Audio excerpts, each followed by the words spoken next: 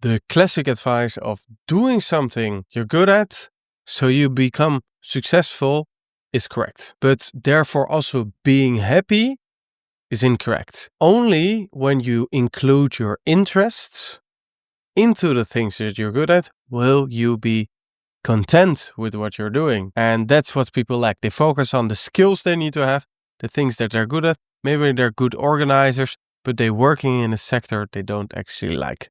So in this video, I'm going to present to you the interest model for you not only to be successful in the things that you're doing, but also happy. And if you don't know me, I'm Luke Thomas. I have done my master's degree, my bachelor degree in psychology, and I watched it all through the lens, not of clinical psychology, dealing with illness, but more how can you apply psychology to live a better life. So there are 6 interests people have.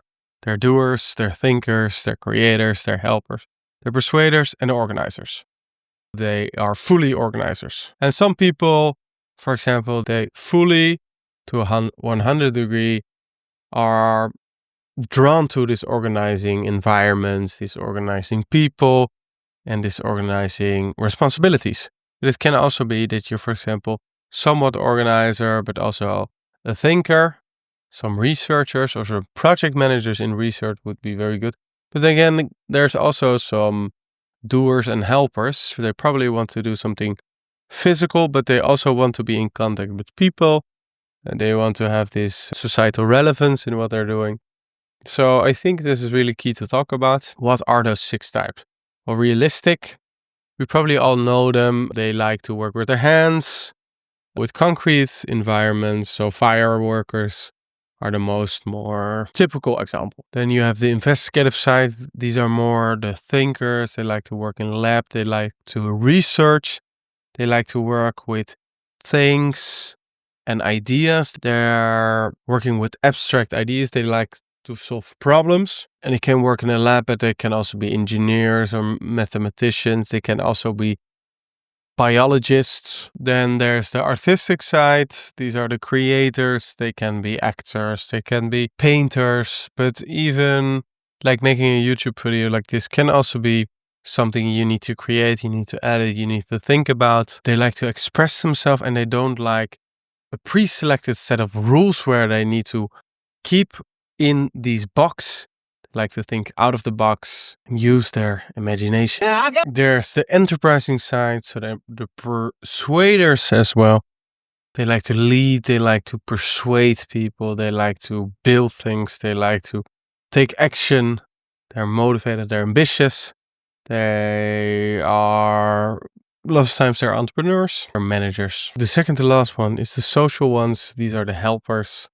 People working in hospital, in the schooling system, or myself as a psychologist, obviously very high social. And the last one, the conventional, the organizers, they are really obsessed with a pre-selected set of rules they need to attain. So like accountants, lawyer, an accountant, for example. So the important question really to ask yourself is your responsibilities in your work, but even in your studies, the things that you need to take care of, are they even aligned at all with these interests that you have?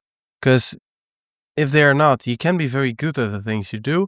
You might get props. Oh, you're so good at what you're doing, but intrinsically it doesn't really interest you.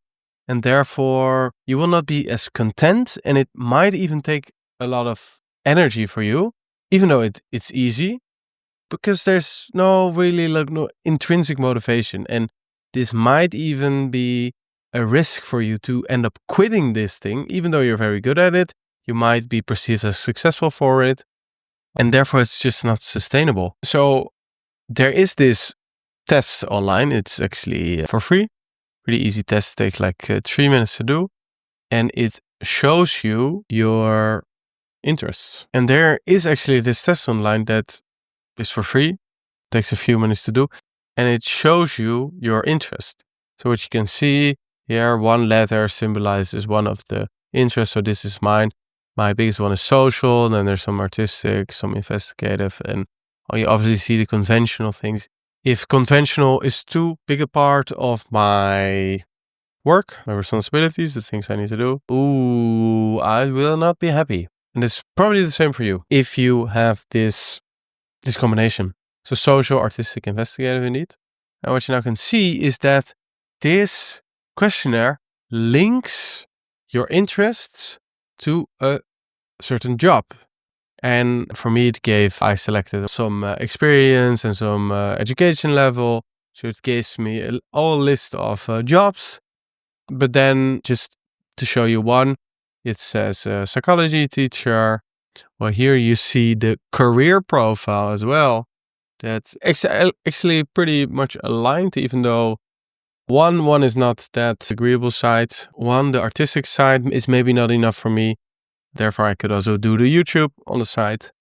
But you can see that these jobs have a certain profile of interest to them. And if they don't align with your profile, your interests, you're basically screwed. So I'd highly encourage you to look at this interest in the terms of the things you're doing, so you can be content. If you like this video, I also made another video about crushing your 20s. Your 20s is something of a marathon, and you need to be strategic on how to deal with them. So if you are liking this video, click this video right now.